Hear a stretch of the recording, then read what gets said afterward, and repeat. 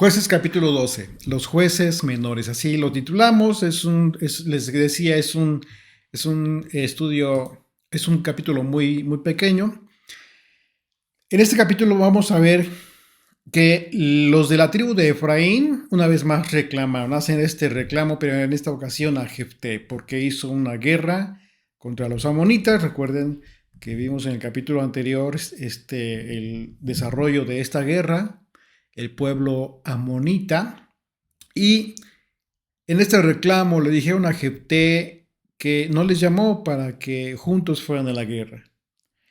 Y bueno, esta es la segunda ocasión, porque recordemos que ya en el capítulo 8 vimos cómo es que estos mismos de Efraín fueron y le reclamaron a Gedeón, porque igual en el mismo, hicieron un reclamo en el mismo sentido. Eh, ¿Por qué no les llamó? Pero no fue del todo cierto, fueron circunstancias distintas. Dice desde el versículo 1, vamos a analizar esto. Dice, entonces se reunieron los varones de Efraín y pasaron hacia el norte. Cuando dice pasaron hacia el norte significa que fueron tropas ya para hacer guerra, literalmente. Y se dijeron a Jefté, ¿por qué fuiste a hacer guerra contra los hijos de Amón y no nos llamaste para que fuéramos contigo? Nosotros quemaremos tu casa contigo. Y aquí, bueno, aquí vemos que literalmente es una amenaza de muerte. Este reclamo que hicieron los de Efraín a Jefté fue un reclamo acompañado de una amenaza de muerte para Jefté y para todos los de su casa, porque amenazaron con quemar su casa.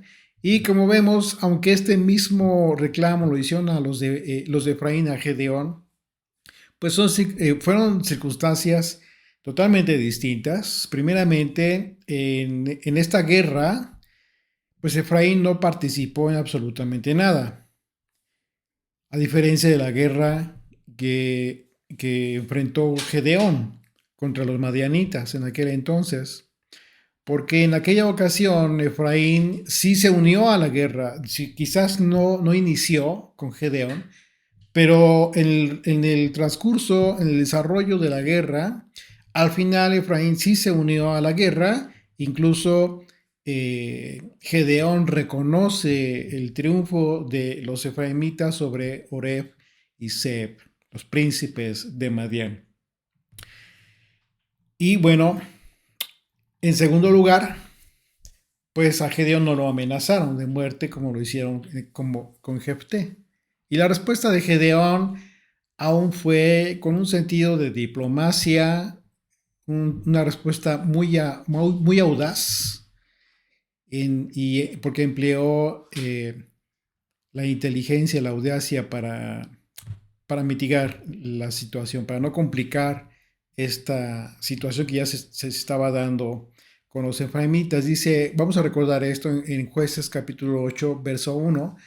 En adelante dice, pero los hombres de Efraín le dijeron, ¿qué es esto que has hecho con nosotros? No llamándonos cuando ibas a la guerra contra Madián. Y le reconvinieron fuertemente, dice la escritura. Dice verso 2, a los cuales él respondió, ¿qué he hecho yo ahora comparado con vosotros? Él los exalza, les hace ver que lo que ellos hicieron es mucho mayor. Dice, no es el rebusco de Efraín menor que la vendimia debía ser. Mejor, perdón, que la vendimia debía ser. Dios ha entregado en vuestras manos a Oreb, a Zeb, príncipes de Madián, y qué he podido yo hacer comparado con vosotros. Entonces el enojo de ellos contra él se aplacó.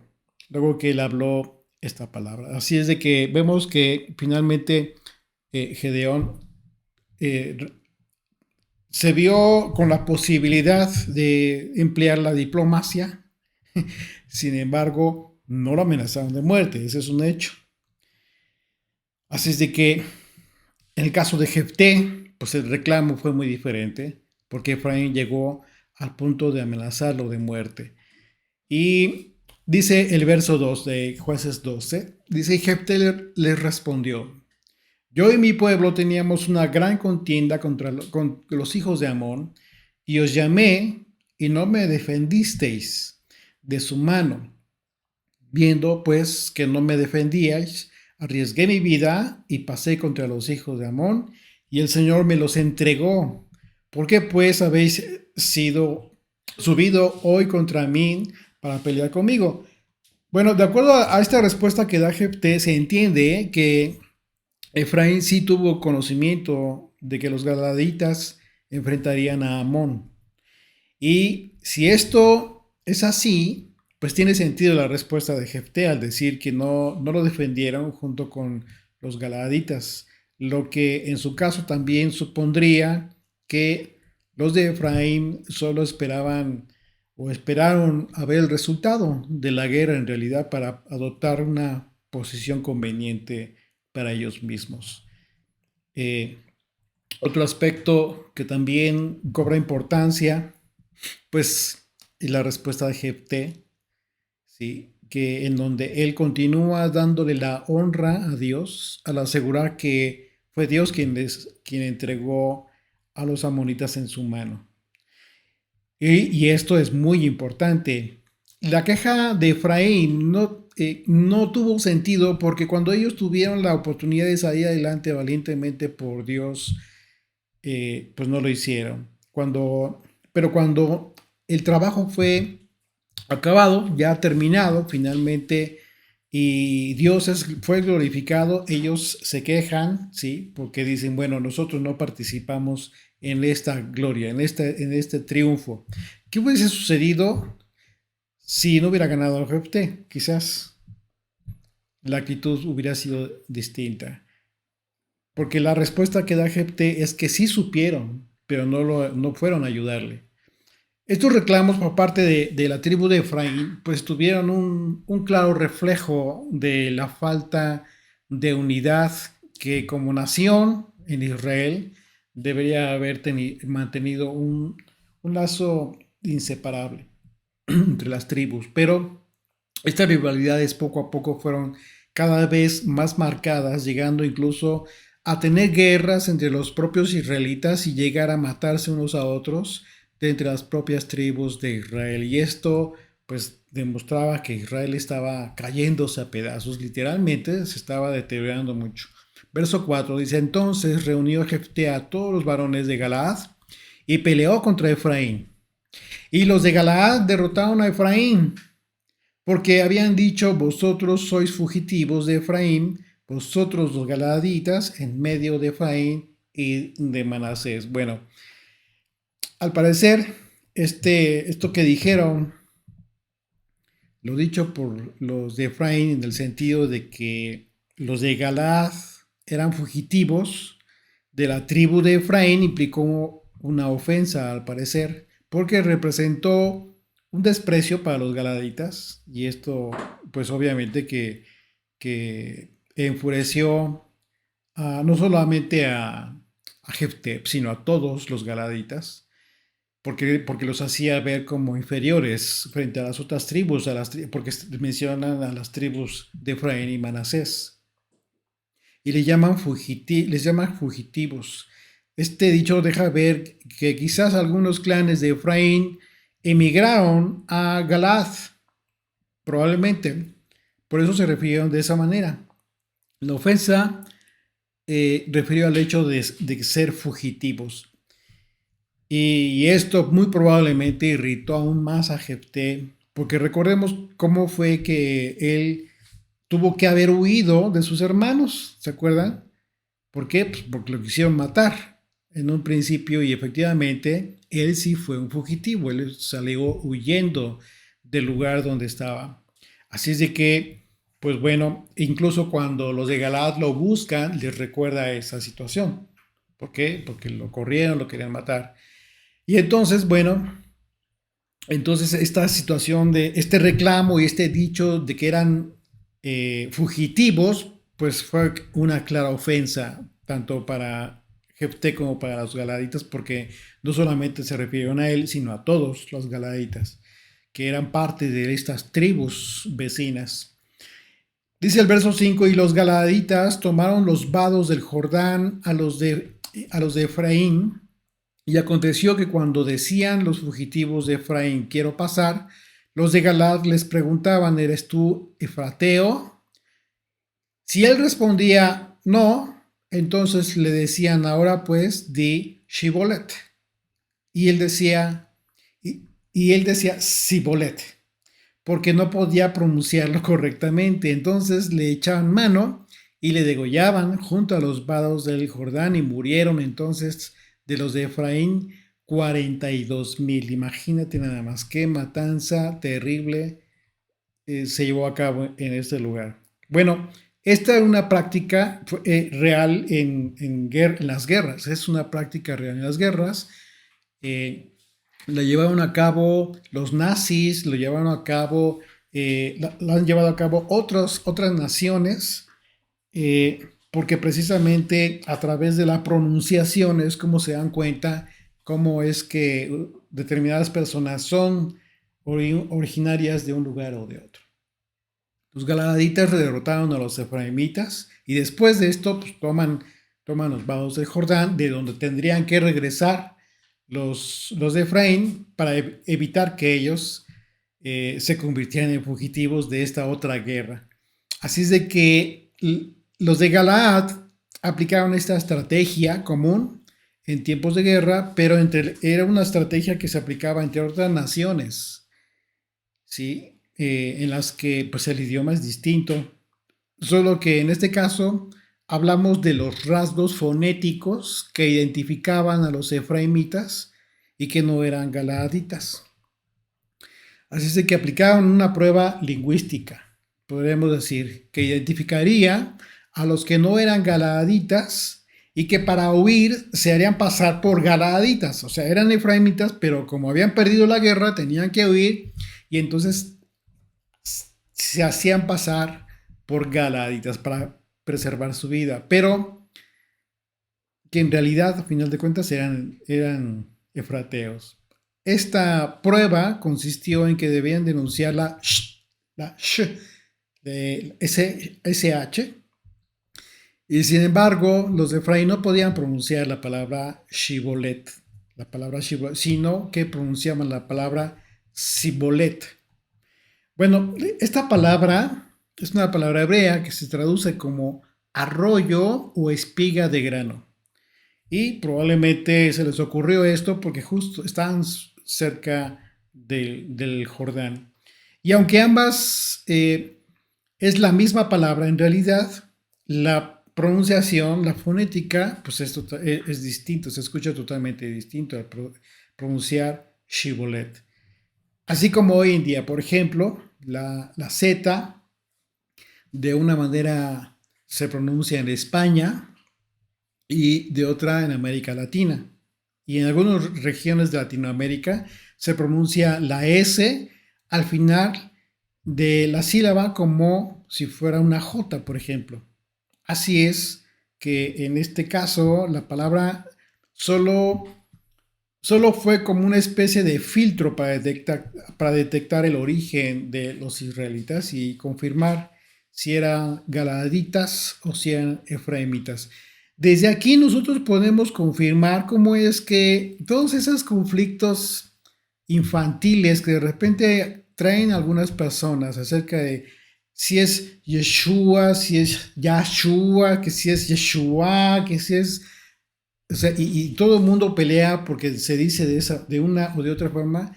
Desde aquí nos estamos dando cuenta, la propia escritura nos enseña un principio básico. Entre las propias tribus de Israel había pronunciaciones distintas, formas de pronunciar las palabras de forma distinta. Y no significa que no estuvieran hablando de lo mismo.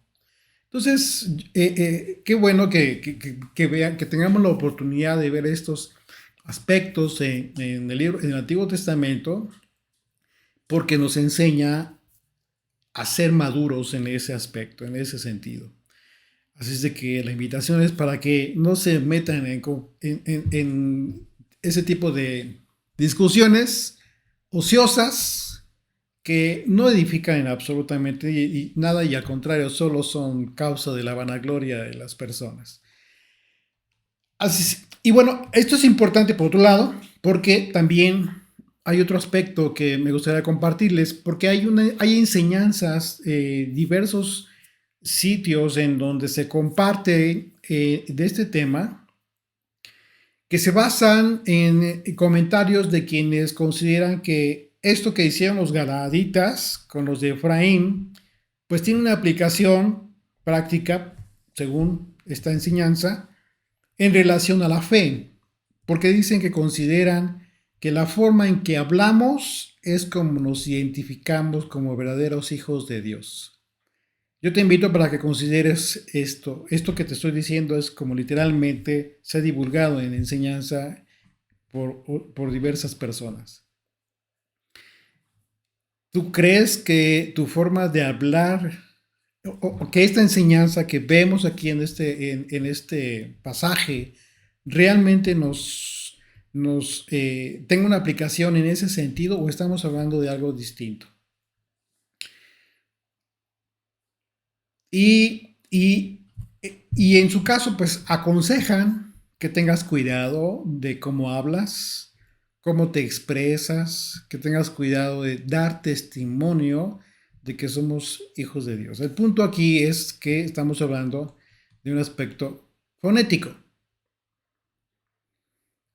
Y entonces cuando te desconectas del contexto real, pues ya no tiene una aplicación real porque estás hablando de un sentido alegórico, fantasioso quizás en ocasiones. Sin embargo, el sentido de este filtro que emplearon los galaditas no tenía nada que ver con la forma de ser de las personas, sino con una simple pronunciación que determinaba el lugar de donde eran originarios unos y otros.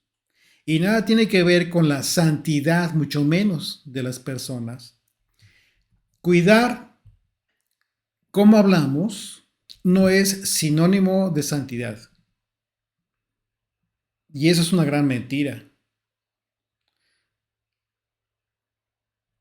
Puede haber muchísimas personas que hablan pulcramente, que cuiden mucho su expresión, pero que tienen una vida realmente que deja mucho que decir. Porque en la abundancia del corazón habla la boca. De lo que hay en tu corazón es de lo que hablas. Entonces, ¿de qué realmente te tendrías que preocupar? ¿De cuidar lo que hablas o de lo que tienes en tu mente y en tu corazón?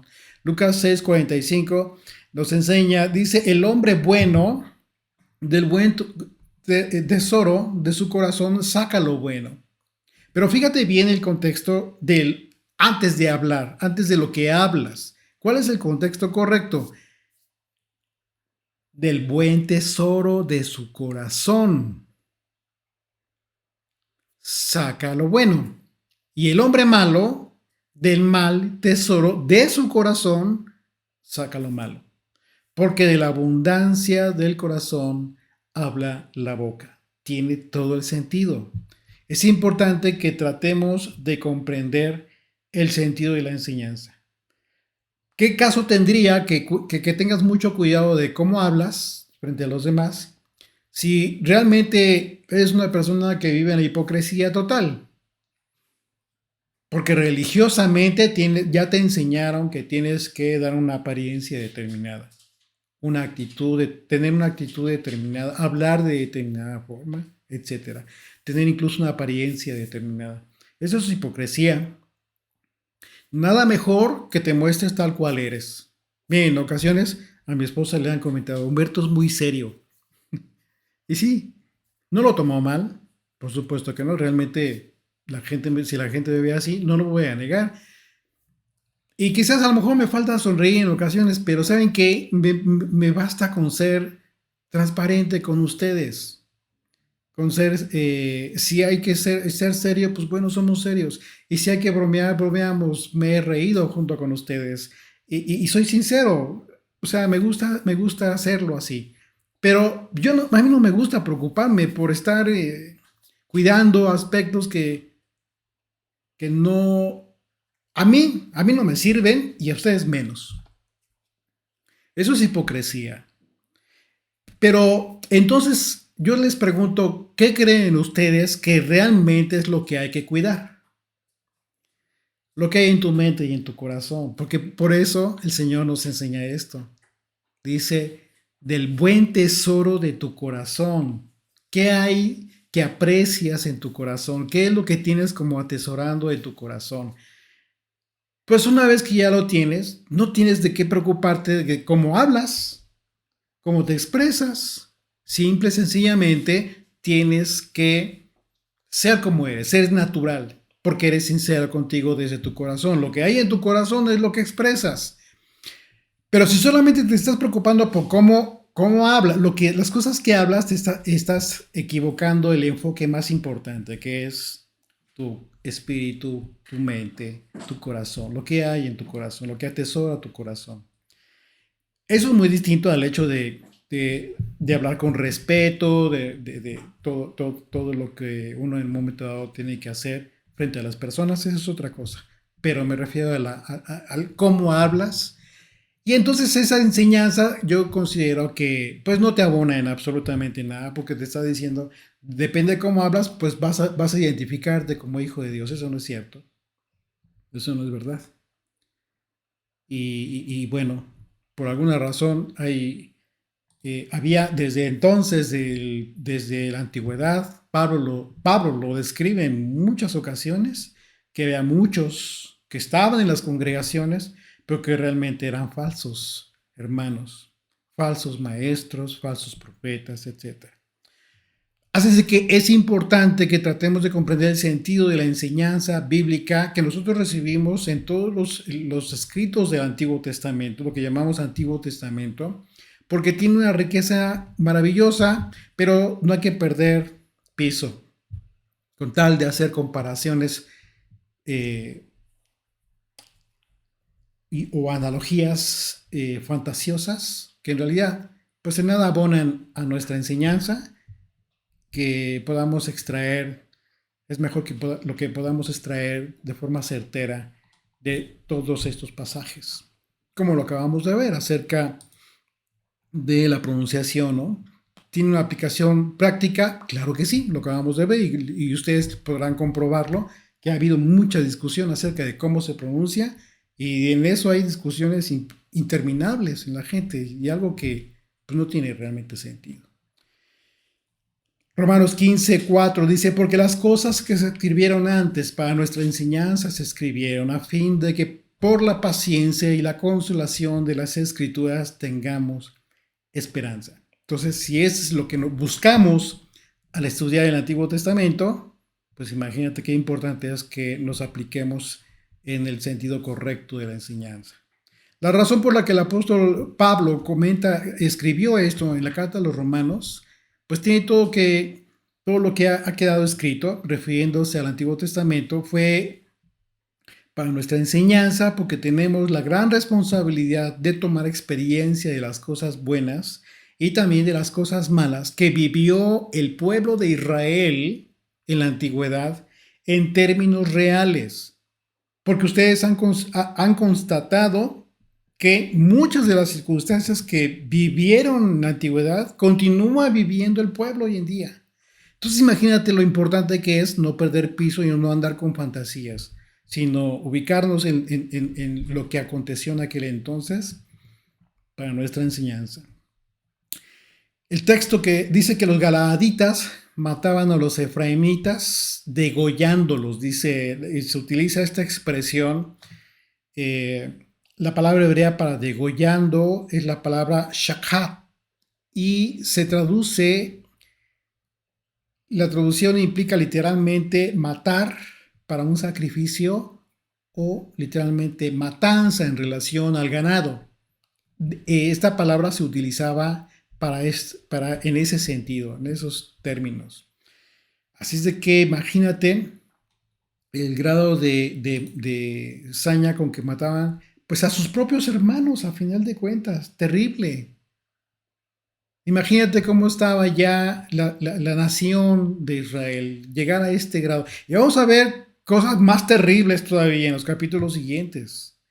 O sea, estamos viendo cómo es que Cada vez que se alejaba Israel del Señor, caía en pecado, pero el pecado era más terrible, la condición de las personas era más terrible cada vez. Un dato importante es el hecho de que en este evento, desde el reclamo de Efraín hasta la matanza que hicieron los galaaditas, no se describe la intervención de Dios en todos esos acontecimientos. Y esto muestra el deterioro de las circunstancias de ética y moral en la que se encontraba Israel y en las relaciones entre las tribus. Primeramente, Efraín invadió Galaad como si fuera un enemigo a grado de amenazar de muerte a Jefté, y por su parte los galaaditas emplearon tácticas que eran pues reservadas para las naciones opresoras. De acuerdo a estos pasajes, esta es la primera ocasión en que se da un genocidio, una matanza de esta naturaleza entre las propias tribus de Israel. Ya esto pues, es muy delicado. Dice el verso 7, regresamos ahí, Jueces 12:7, dice: Jefté juzgó a Israel 6 años, y murió Jefté galaadita, y fue sepultado en una de las ciudades de Galaad.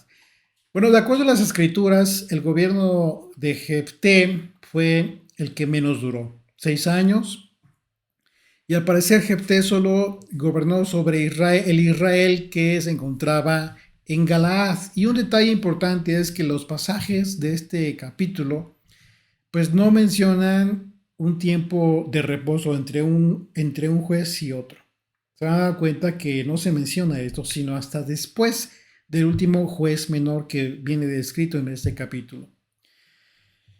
Dice, verso 8, después de Jefté, juzgó a Israel Ibzán de Belén.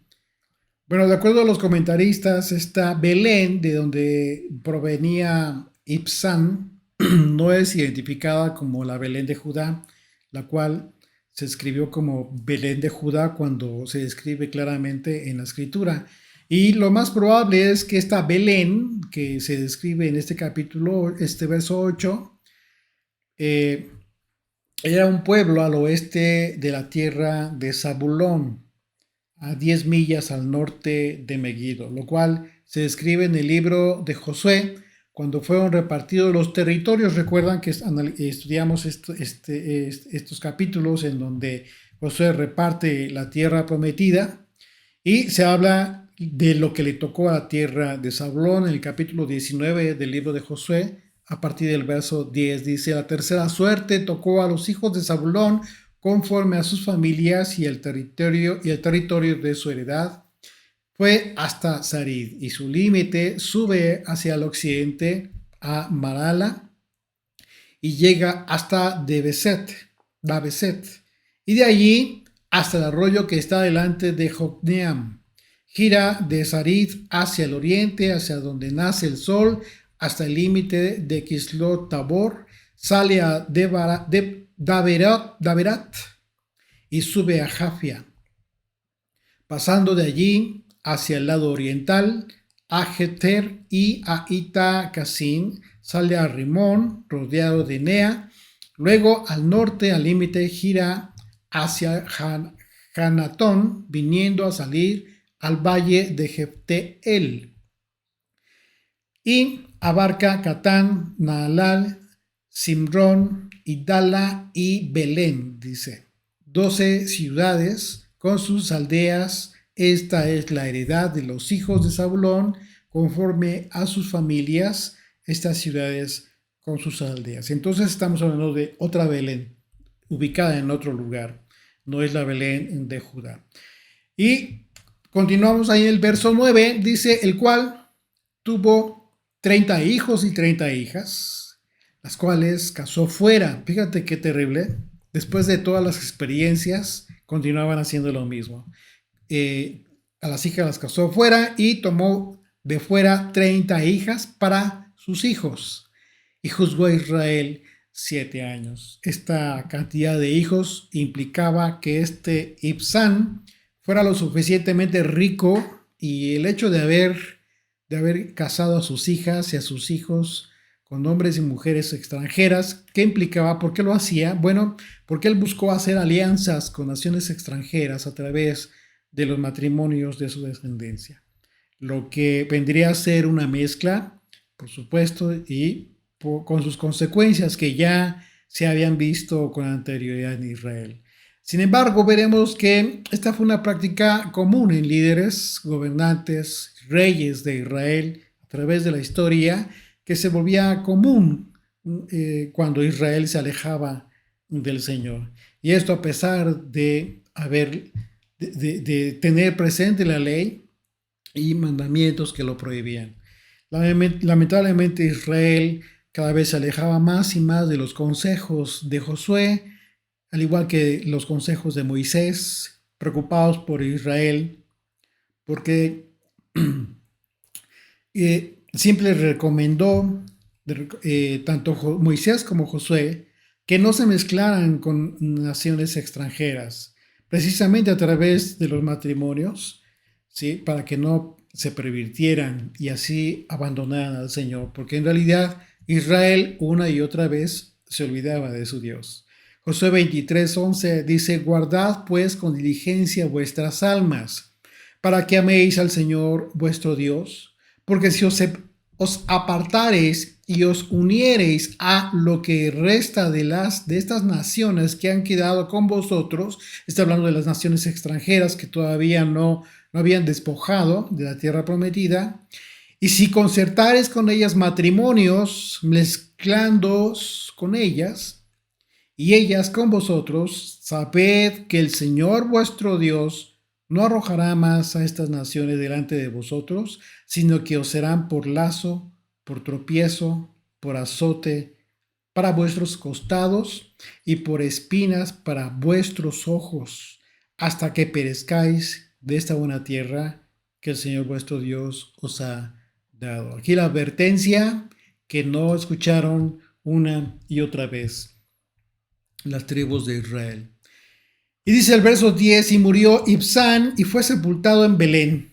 Después de él juzgó a Israel Elón Zabulonita, el cual juzgó a Israel 10 años y murió Elón Zabulonita y fue sepultado en Jalón, en la tierra de Zabulón. Así de concreto, así de pequeño se describe solamente esto de Elón, que por cierto, él tuvo el nombre de uno de los hijos del primer Zabulón, el patriarca hijo de Jacob, que se describe ahí en Génesis 46. Y es el único juez menor de quien solo se dice su nombre, su tribu, el tiempo que gobernó y su muerte y el lugar de su sepultura. Y eso es todo lo que se dice de este juez. Dice el verso 13: después él juzgó a Israel Abdón, hijo de Gilel Piratonita. Este tuvo 40 hijos y 30 nietos que cabalgaban sobre 70 asnos, y juzgó a Israel 8 años, solo 8 años, a pesar de tantos hijos y tantos nietos, con los cuales al parecer pretendió mucha autoridad, mucha descendencia de reinado, de juicio, de gobernar a Israel. Sin embargo, no resultó así. Dice, y verso 15: y murió Abdón, hijo de Gilel Piratonita, y fue sepultado en Piratón, en la tierra de Efraín, en el monte de Amalek. Durante el gobierno de estos jueces, según las escrituras, fueron tiempo de paz, al parecer, porque no se describe entre uno y otro alguna opresión de naciones extranjeras. Y esto muy probablemente se haya debido al hecho de que algunos de estos gobernantes pues hicieron alianzas políticas a través de los matrimonios de los hijos con extranjeros, ¿sí? Y esto motivó que para Israel tener paz, un tiempo de paz. Y tampoco se registra otro conflicto entre las tribus, lo que supone una tranquilidad a nivel nacional y en consecuencia hubo cierta prosperidad y un hecho que favorecía, por supuesto, a Israel, la paz a nivel nacional. Una paz que a pesar de que una paz en el sentido de que no había opresión de naciones extranjeras, lo que no significa que Israel haya estado en su mejor momento. Claro que no, como estamos viendo, el pecado ahí estaba, cada vez estaban más alejados, transgrediendo la ley del Señor. Dice Lucas 6:43. No es buen árbol el que da malos frutos, ni árbol malo el que da buen fruto. Porque cada árbol se conoce por su fruto, pues no se cosechan higos de los espinos, ni de las zarzas se vendimian uvas. El hombre bueno del buen tesoro de su corazón saca lo bueno, y el hombre malo del mal tesoro de su corazón saca lo malo, porque de la abundancia del corazón habla la boca. Que el Señor permita que nosotros nos enfoquemos en edificar, fortalecer, santificar nuestra mente, nuestro corazón, que alberguemos en nuestro corazón los tesoros que nos van a permitir tener una visión y una mentalidad, como lo veíamos en la mañana, celestial, que anhelemos las cosas del reino del Señor. Señor bendito, gracias por este tiempo maravilloso de estudios, de descanso, de reposo en ti, Señor. Gracias, Padre Santo, porque nos dejas en este día de reposo con la paz, con la tranquilidad de que tenemos una esperanza hermosa y estamos siendo guardados en el Mesías, en Yeshua. Nuestras vidas están siendo guardadas en Él, por cuanto que hacemos tu voluntad. Nos preocupamos por hacer tu voluntad. Nos preocupamos por agradarte a ti, Señor. Te rogamos que nos des fe, nos des más fe. Fortalécenos en nuestra fe, Señor, porque lo que necesitamos es ser precisamente eso, que nuestra obediencia, nuestra fidelidad sea cada vez más fuerte.